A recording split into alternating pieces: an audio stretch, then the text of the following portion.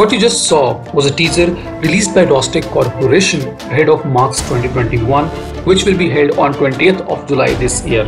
Rostec is Russia's state-owned company similar to HAL and DRDO in India, and Marks is one of the exciting aviation show conducted by Russia once in every 2 years, similar to Aero India show. Looking at the teaser of the video, it seems that the fighter jet teased is made solely for export, targeting countries like UAE, India, Vietnam and Argentina. The fighter has also been seen as a potential competitor of the United States F-35, which is the only 5th generation stealth single-engine fighter jet. In March 2021, we can expect a concept or 1:1 scale model of the fighter jet teased.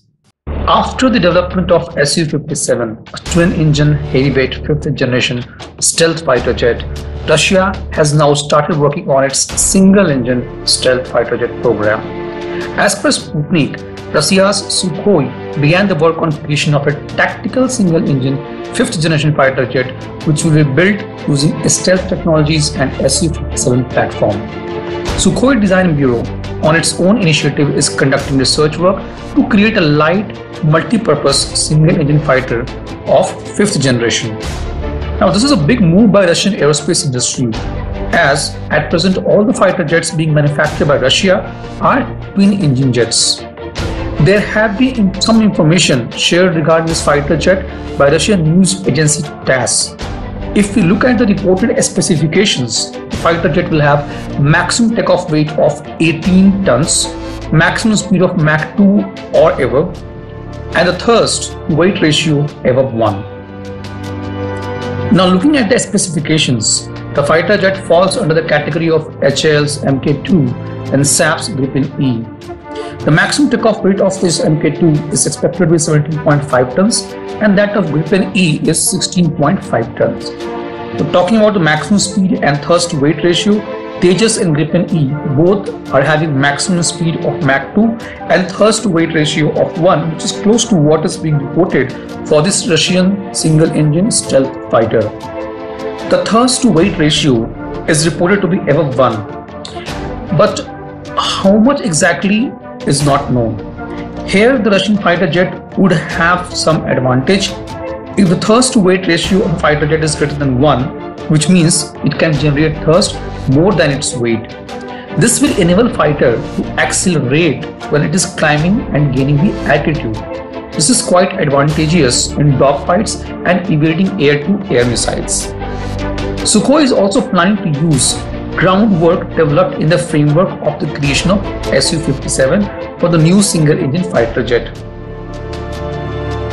It is reported to use new Izdelia 30 being developed for the Su-57. Now, this engine is capable of generating thrust of 176.6 kilonewtons with afterburner.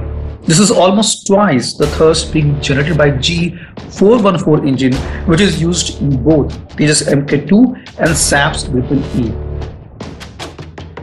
The maximum thrust generated by G414 engine being used in these fighter jets using the afterburner is 98 kilonewtons. A more powerful engine will enable the new Russian fighter jet to incorporate more powerful radars, electronics and avionics. This could possibly take the fighter jet much ahead of its league of the fighters such as the Mk2 and Gripen E.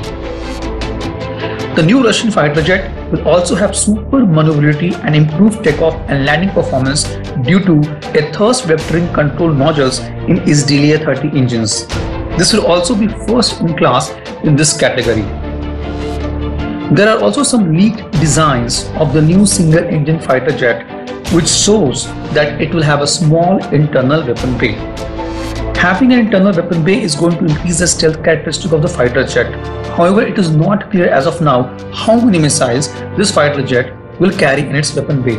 Considering its small size and the fighter jet being in 18-ton categories, it will still have to carry heavier payloads on external pylons, thereby compromising the stealth characteristic of the fighter. Now, if we talk about Tejas Mk2 and Gripen E, both of them does not have any internal bay, while Tejas Mk2 relies on the improved composite materials to reduce its radar cross-section. The Gripen E relies on its superior electronic masking technologies. It will also be interesting to see in the future what will be the RCS of the new Russian fighter. Since it is going to use the engine with almost double in power, masking engine and designing BSI inlet for it would be critical to reduce the heat signature of the fighter jet.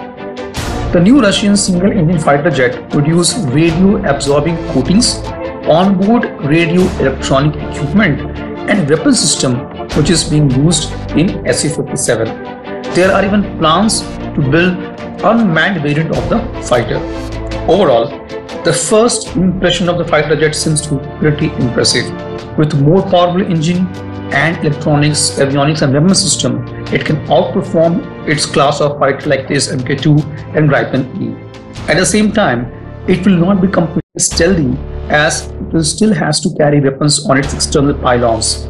The new Russian fighter jet can even compete with F-16 and F-35s. In fact, Russia is targeting to develop this fighter jet to tap into the fighter jet's defense market, which is at present dominated by F-16, Gripen E and F-35s. Sukhoi is developing the fighter jet as their internal initiative from the internal fund without the federal budgets. This was today's update. Please let us know what is your views about these in comment section. Feel free to post your comments and suggestions about any topic related to defense sector on which you want to hear from us. With this, I would like to say goodbye and Jai Hind friends. Please like and subscribe our video if you have not done already. We will be soon back with more interesting and amazing development happening in defense sector.